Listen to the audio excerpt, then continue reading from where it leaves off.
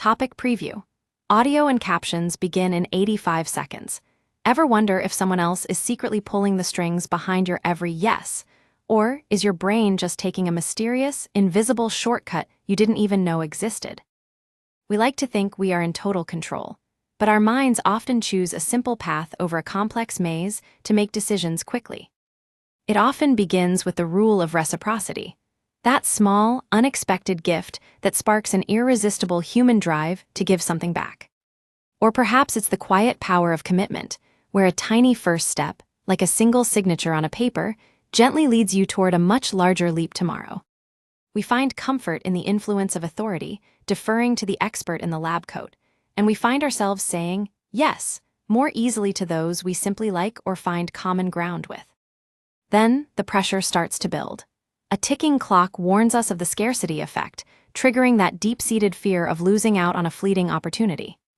We seek the safety of unity, drawn to the powerful influence of belonging to our tribe.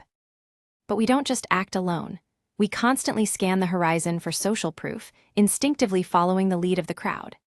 Finally, our perception shifts through the contrast principle, where seeing one high price tag suddenly makes the next one look like a total bargain.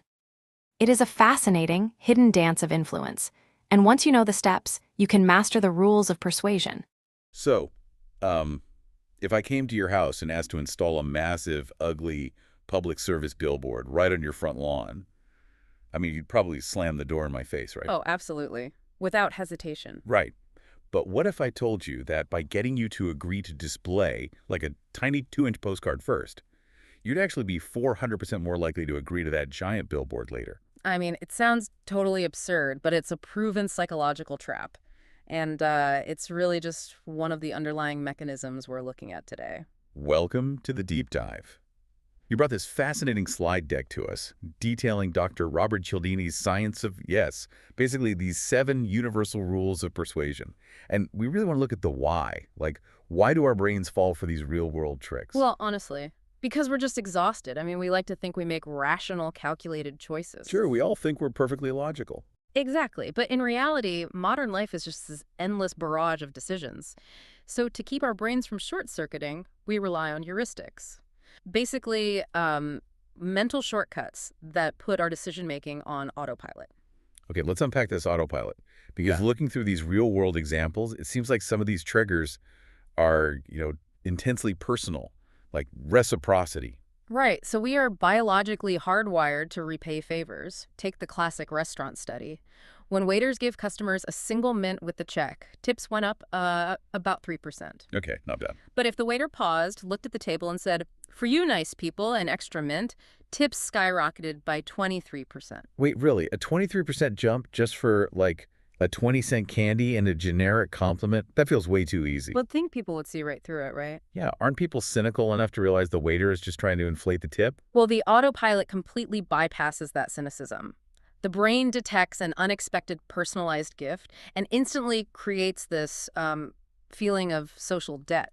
Oh, and nobody likes owing people. Exactly. It's incredibly uncomfortable. Tipping extra is just the fastest way to relieve that psychological tension. So it's less about the mint itself and more about eliminating the discomfort, which actually sounds a lot like the postcard and billboard study from earlier. Yeah, that's the core mechanism of commitment. So while reciprocity is about external debts, commitment is about maintaining internal consistency. Right. We want our actions to match. Exactly.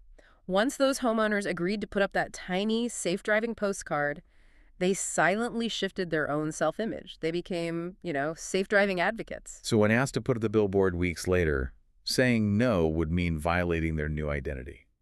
So small personal triggers work, but what happens when our autopilot looks at the crowd? Then we shift to external cues, like social proof.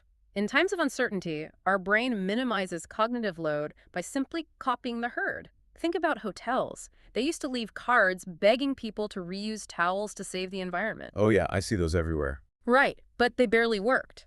But when they changed the card to read, 75% of people in this room reuse their towels, compliance just surged. Because we assume the herd knows something we don't. Precisely.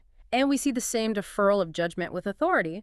One clinic simply took their doctor's diplomas out of a drawer and hung them on the exam room walls. Okay, here's where it gets really interesting to me. Yeah, patient compliance with grueling physical therapy programs shot up 34%.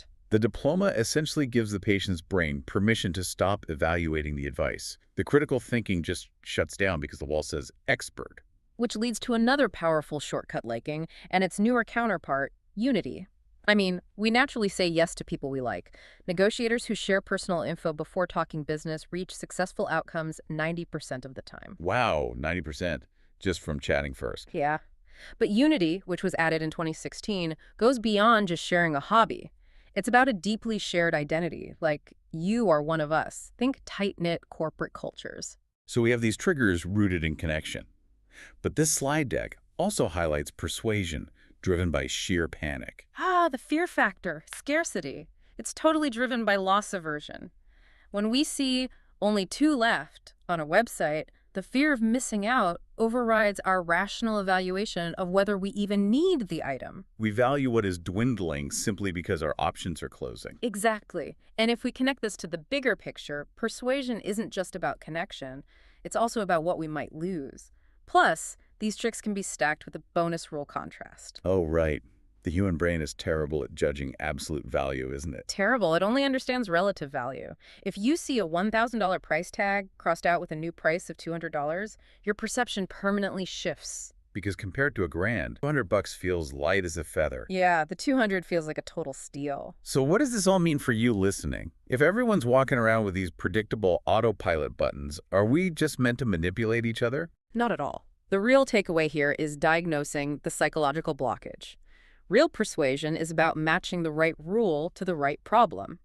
If a client is anxious, use authority to reassure them. Right, and if a team is stuck in a rut, use commitment. Ask for a tiny low-stakes step first to build momentum. Exactly. Deceiving others just destroys trust forever. It's about ethical inspiration. Which leaves you with a slightly uncomfortable question to chew on. When you walk into your office tomorrow, look at how things get done. Are leaders relying on, vertical manipulation just because I'm the boss? Or are they genuinely using horizontal peer power and unity to ethically inspire their team? It makes you wonder.